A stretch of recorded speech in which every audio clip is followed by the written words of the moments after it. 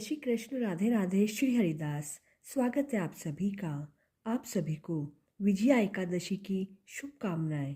फाल्गुन मास के कृष्ण पक्ष की एकादशी को हम विजया एकादशी के नाम से जानते हैं। विजया एकादशी के व्रत के प्रभाव से मनुष्य को हर क्षेत्र में विजय मिलती है और एकादशी के मातम्य के श्रवण व पठन से मनुष्य के सारे पाप नष्ट हो जाते हैं। तो आइए अब रसपान करते हैं विजया एकादशी की व्रत कथा का।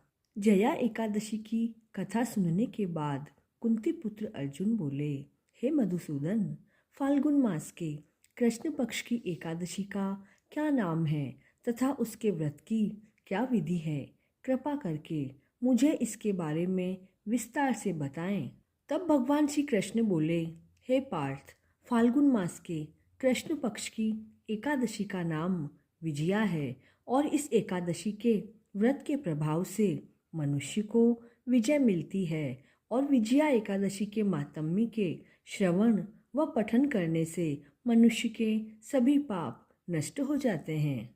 एक समय देवर्षि नारद ने जगत पिता ब्रह्मा जी से कहा, हे पिताजी, आप मुझे फाल्गुन मास के कृष्ण पक्ष की विजया एकादशी का व्रत का विधान बताने की कृपा करें। तब ब्रह्मा जी बोले, हे पुत्र, विजया एकादशी का व्रत प्राचीन तथा नवीन पापों को नष्ट करने वाला है। इस एकादशी की विधि मैंने आज तक किसी से भी नहीं कही, लेकिन मैं तुम्हें कहता हूँ। यह समस्त मनुष्यों को विजय प्रदान करती है। अब इसकी कथा सुनो। त्रेता युग में मर्यादा पुरुषोत्तम प्रभु श्री राम को 14 वर्ष का वनवास हुआ। तब वह अपने भाई लक्ष्मण और पत्नी सीता जी के साथ पंचवटी में रहने लगे। अब वहीं पर रावण ने सीता जी का हरण कर लिया।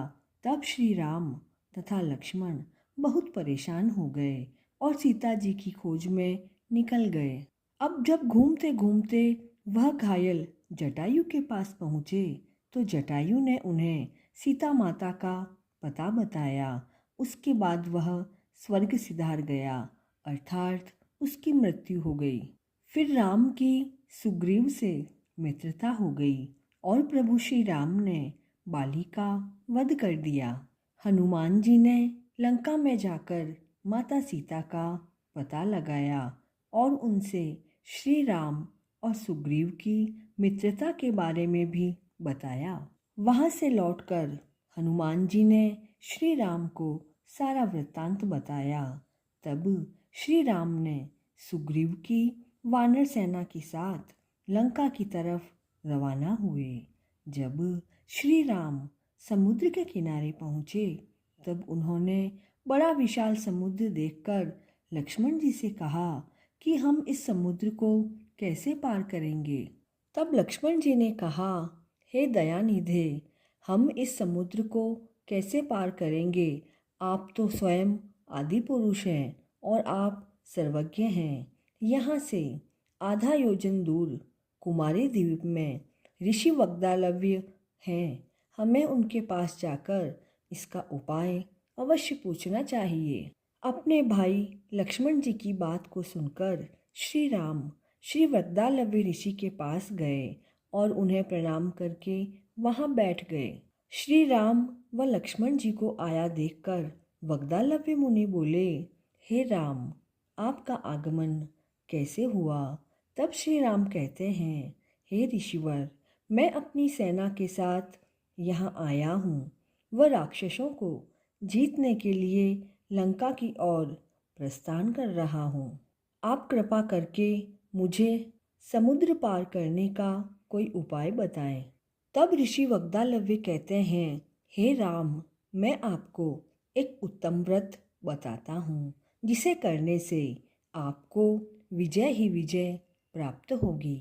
ऐसा कौन सा व्रत है महामुने जिसके करने से हर क्षेत्र में विजय श्री प्राप्त होती है? उत्सुक होकर श्री राम ने पूछा। तब महर्षि वग्दालव्य बोले, हे मर्यादा पुरुषोत्तम, फाल्गुन मास के कृष्ण पक्ष की विजया एकादशी का व्रत करने से आप अवश्य ही समुद्र के पार हो जाएंगे और युद्ध में आपकी विजय होगी। हे राम जी, इस व्रत के लिए दशमी के दिन स्वर्ण, चांदी, तांबे या मिट्टी का एक कलश बनाएं। उस कलश को जल से भरकर तथा उस पर पंचपल्लव रखकर उसे वेदिका पर स्थापित करें। उस कलश के नीचे सतनजा अर्थात 7 तरह के अनाज मिले हुए और उसके ऊपर जौ रखें। उस पर श्री नारायण भगवान की सोने की प्रतिमा स्थापित करें। एकादशी के दिन स्नान आदि नित्य कर्म से निवृत्त होकर धूप, दीप, नैवेद्य, नारियल आदि से भगवान की पूजा करें। व्रत सिद्धि के लिए घी का अखंड दीपक लगाएं। पूरे दिन भक्ति पूर्वक कलश के सामने बैठकर व्यतीत करें और एकादशी की रात्रि को भी उसी तरह बैठे रहकर जागरण करना चाहिए। द्वादशी के दिन नदी या तालाब के किनारे स्नान आदि से निवृत्त होकर उस कलश को ब्राह्मण को दान देना चाहिए। हे राम, यदि आप इस व्रत को सेनापतियों के साथ करेंगे तो अवश्य ही विजयी होंगे। तब मर्यादा पुरुषोत्तम श्री राम ने मुनि की आज्ञा अनुसार विधि पूर्वक विजया एकादशी का व्रत किया और इसके प्रभाव से दैत्यों के ऊपर विजय पाई। अतः हे राजन, जो भी मनुष्य इस व्रत को विधि पूर्वक करेगा उसकी तो दोनों लोकों में विजय होगी। श्री ब्रह्मा जी ने नारद जी से कहा, हे पुत्र, जो इस व्रत का माहात्म्य सुनता है या पढ़ता है उसे वाजपेयी यज्ञ के फल की प्राप्ति होती है। अब देखिए, विष्णु भगवान का किसी भी रूप में पूजन मानव मात्र की समस्त मनोकामनाएं पूर्ण करता है। भगवान राम हालांकि स्वयं विष्णु के अवतार थे, लेकिन अपनी लीलाओं के चलते प्राणियों को सद्मार्ग दिखाने के लिए उन्होंने विष्णु भगवान के निमित्त इस व्रत को किया। विजय की इच्छा रखने वाला कोई भी मनुष्य इस व्रत को करके अनंत फल का भागी बनता है। विजया एकादशी का व्रत प्राणी मात्र को हर क्षेत्र में विजयश्री प्रदान कराता है।